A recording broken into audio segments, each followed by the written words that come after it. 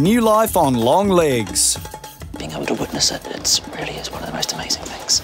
An endangered New Zealand bird gets hands-on attention. And there's a big cat stare down as Osiris and Anubis go walkabout. Over at Pridelands, the warm sun shines on a blossoming relationship. When Rukiya first came here, Zabulu was very unsure about her. A new giraffe hasn't come into Auckland Zoo for such a long time, so I suppose he was in a bit of shock. So he was a bit of a bully towards her. Ooh, boo, that's a bit nasty. Now things have totally changed. He is totally besotted by her and he won't leave her alone. Look at him, she's mine. As the only male giraffe at Auckland Zoo, Zabulu might have to share himself around. This is Rukiya, one of our adult female giraffe here at Auckland Zoo, and she's expecting early next month, or looking at her right now, could be sooner. The father is Zabulu, and he's a Rothschild, which is actually endangered in their natural habitat. So hopefully Rukiya will have a female, which will be very important for future breeding in the Australasian zoos. Catherine will be helping to oversee Rukiya's birth plan. She's well used to keeping large animals in line. Hey, stop it. No. I've been working here for 9 years now. I first started off as a casual on the bird section, and then I got a job on Pridelands. Pridelands is me. Love it. Rukiya is Catherine's main focus until the big day.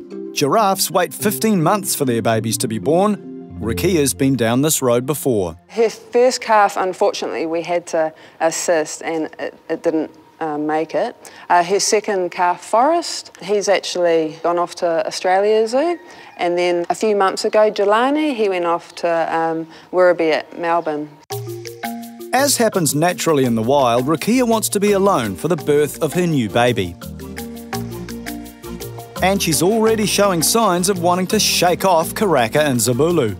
With Rukiya's pregnancy, she is getting a little bit grumpy towards the other giraffes, especially Karaka. Yesterday, they were inside the bark area and she moved Karaka off and actually grunted at her. You can definitely tell that she's very uncomfortable. The baby's moving quite a lot now and moving on her bladder, and you can see it in her face. She crinkles up her nose, and a lot of times she wants to be inside. And don't blame her. It's a very large baby inside. You know, when it's born, it's bigger than me. Now it's just a waiting game. And for Rukiya's sake, Catherine hopes it's sooner rather than later.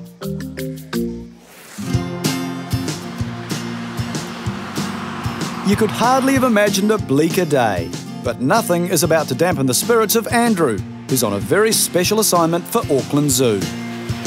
I'm heading out to the airport this morning to collect some New Zealand shore plover. Now they're a critically endangered little shorebird that have been captive bred at a facility in the Wairarapa at Mount Bruce, and we're going to collect them and take them out to Mautatapu Island so they can be released there as part of a reintroduction program. So this is a big deal. Shore plover are a really small population. They're one of our rarest birds. So getting them back out into the Gulf will help recover the program and increase numbers of these really amazing little birds. 15 birds have made the flight up country in these specially designed bird crates. It's a nice sturdy box on the outside, but it's purposely lined inside for nice soft shell foam. So if there's any turbulence on the plane or the boat trip's a bit rough, they're not going to injure themselves bouncing around inside.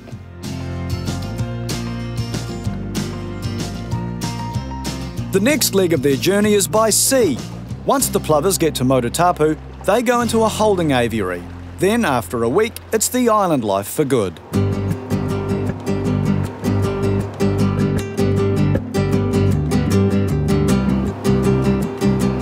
Shore plover from the fossil record used to be found all around New Zealand.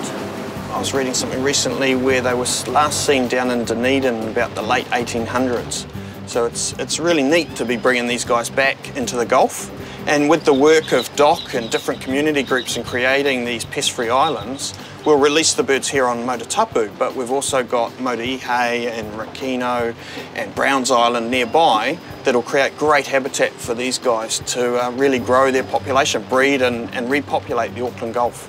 The zoo's New Zealand bird section is where Andrew spends most of his time, and conservation is key. We're really fortunate on our team, being able to release things back out to the wild, make a real difference, and be able to see them flourish. Those are the real top moments for me.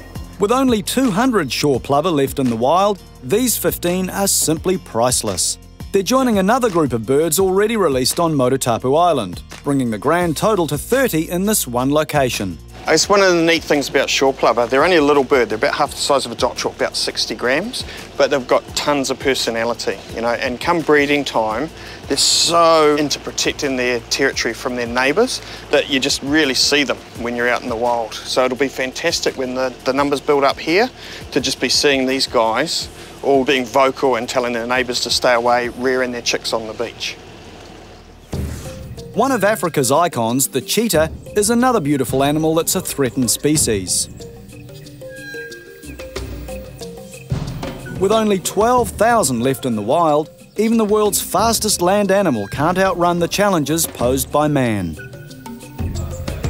But today the pace is a bit more leisurely, as brothers Osiris and Anubis are going walkabout with the carnivore keepers.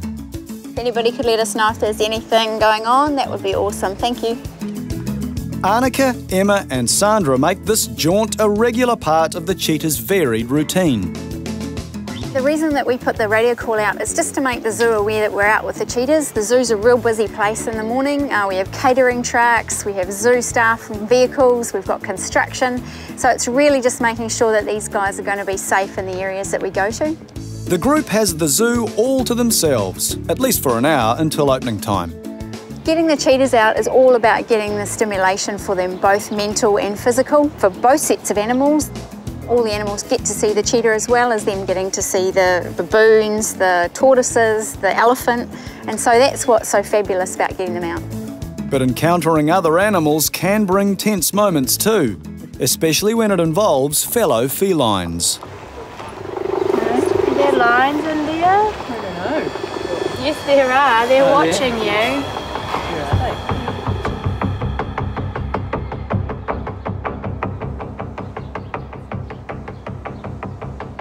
At 6 years old, these guys are classed as full adult males, but they still need a reassuring pat to get them back on track. Cheetah are daytime hunters, and their binocular vision has an impressive range of 5 kilometres.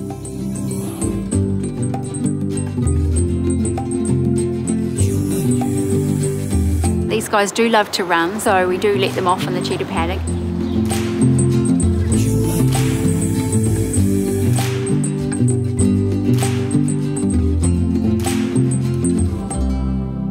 At long last, the moment everyone's been waiting for has arrived. This morning we brought Rukiya in from the outside exhibit because she was looking quite agitated and quite stressed, and typically that's been the signs that she has been about to start labour. And lo and behold, she's gone into full-blown labour. So things are going well. At the moment we can't see the head, so always a little bit worried until we can actually see the head to make sure the calf's in the right position. And yeah, it'd be great to see a little nostril poke out. Closed-circuit TV allows the keepers to watch Rukiya's progress without disturbing her.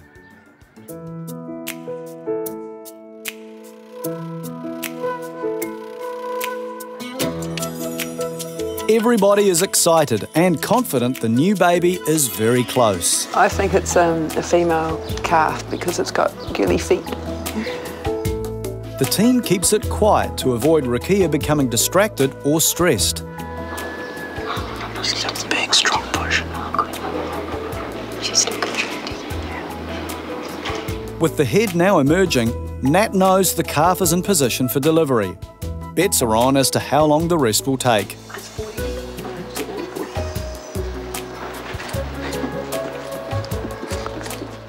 But everyone holds their breath when Rukiya shows signs of exhaustion. Chickie! Rukiya!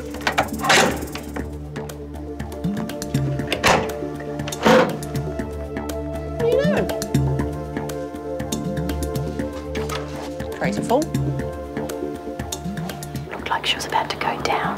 Obviously we want to keep her upright and delivering normally.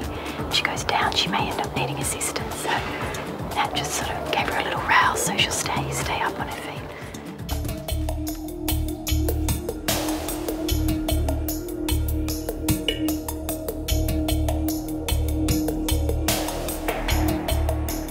Most giraffes are born within an hour, but twice that time has gone by already. The keepers are getting anxious. So I think the vets would like to give it another 15 minutes, and then potentially we'll intervene and possibly assist the calf out. But just as the decision is made to assist with the birth, clever Rukiya gives one final push. The shoulder's coming out. That's it. It's definitely moved a lot further out, so we're a lot more confident that she's going to deliver naturally. That's fine. It's fascinated with the sac. Finally, Rukiya positions herself to deliver her baby. Come on, lady, that's so good. That's so good. There we go. 6:46.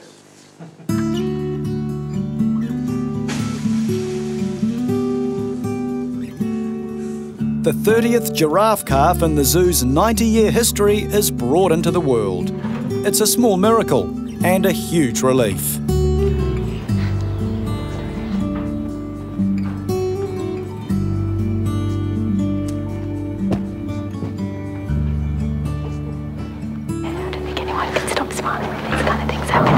When they go so smoothly. As the calf rolled over just before, and I had a good look, and it looks like it's a girl, which is fantastic news. Really good for the breeding population of giraffes in Australasia if it's a female. But we'll wait and see when we catch her up tomorrow.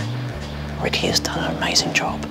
Definitely giraffe births are one of the highlights. You know, just being able to witness it, it really is one of the most amazing things.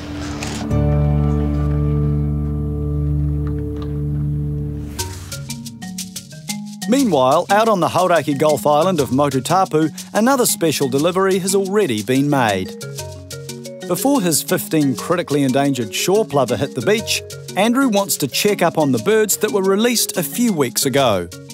With the shorebird that feeds on all the little invertebrates, you can see why Motutapu is going to be such good habitat for these guys, with all this flat at low tide for them to forage on. Auckland zookeeper Deb has left her normal duties at the zoo behind her for a week to help out Hazel from the Department of Conservation. What we want to do now is just check that they've travelled okay. They've been on a plane, they've been on the boat, they've been in the truck with me. So we're just going to check each one, make sure they're not injured. We're also, it gives us a great chance to check their bands, make sure the combinations are all recorded correctly, and we can give them a last quick weigh to make sure they're all looking healthy. Young bird, it hasn't got the full plumage colours of an adult, so we'll just tick off the band combination. It's red, yellow on the left and blue, orange on the right. And what I'm going to do now is just check its feet to make sure they're all in good order, and this bird has good feet. We're just going to weigh it. It gives us an indication of how well they're handling captivity, that they're not stressing or fretting so much that they're not eating properly. And this one is 90, exactly.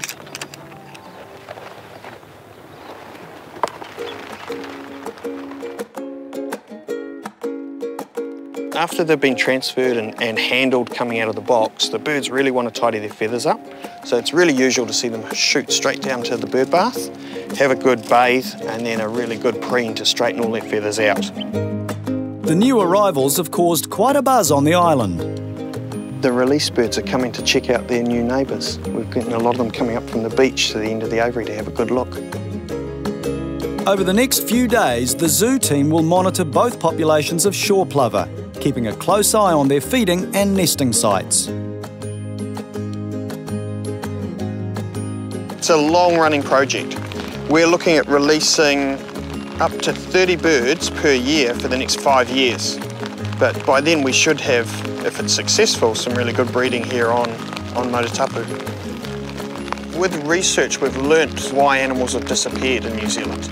And with technology and with a lot of effort from the community and groups like the Department of Conservation, we found that we can try and turn the tide. We can correct those things, and it is in our power to start returning the animals back to where they once were. Rukiya and calf have done exceptionally well overnight. We had a camera up checking them throughout the night. So today we're actually going to separate mum and calf off to do a health check and to confirm gender, hopefully a female. There you go, good girl. With the promise of a hearty breakfast, Rukiya wanders off, leaving vet Bethany and the keepers with a chance to give the calf a proper checkup.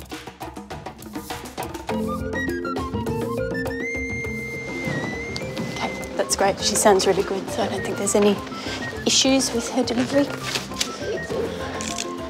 One injection's going to go in the neck and one's going to go in her bottom.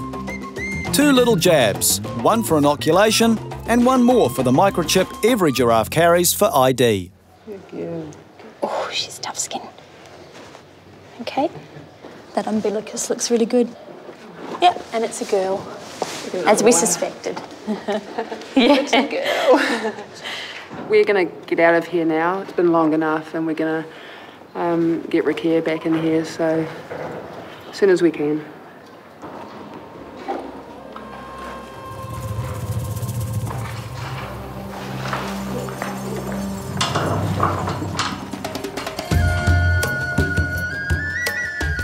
With her clever girl on her feet and clearly healthy and happy, Mum Rukiya can continue feeding and bonding.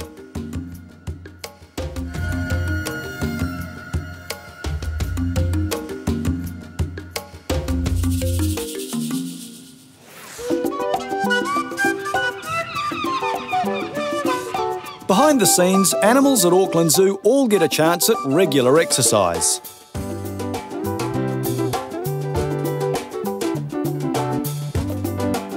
Most mornings, cheetahs Osiris and Anubis can prowl the pavements before opening time.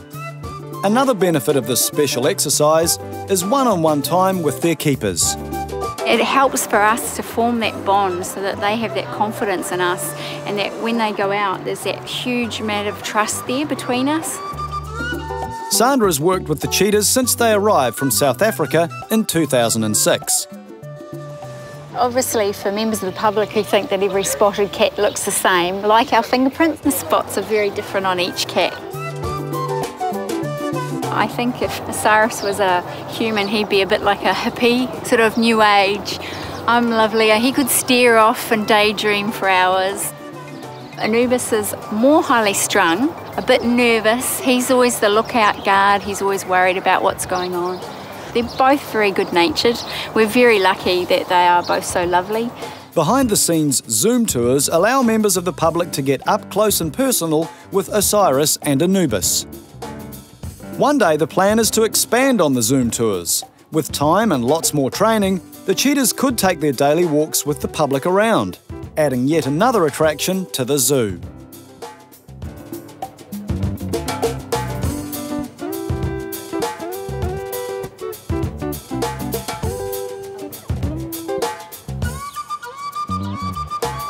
This will be the area that we'd like to bring them and get them nice and relaxed and chilled out on the lawn, and perhaps have the public around this area and just give a talk about what's happening to these guys in Africa. The more zoo visitors can interact with the animals, the more they're likely to understand and care about wildlife conservation.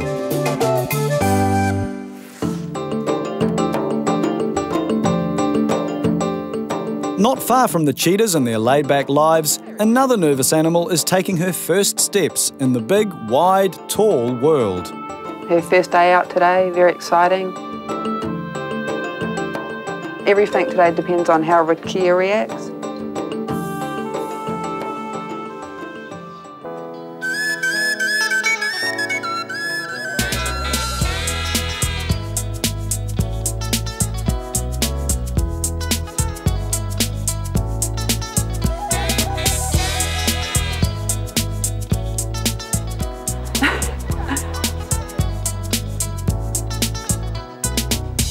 She's running around like a little mad calf out there at the moment. She's stretching her legs. She's actually started doing it in the yard, so it's actually great that she's got all the space out here and running around. It's very cool.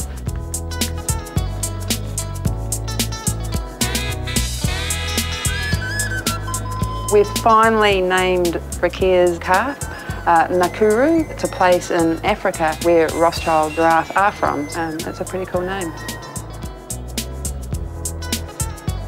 And Mum's quite happy, she's not stressed at all, and she's eating some browse, so it's fantastic.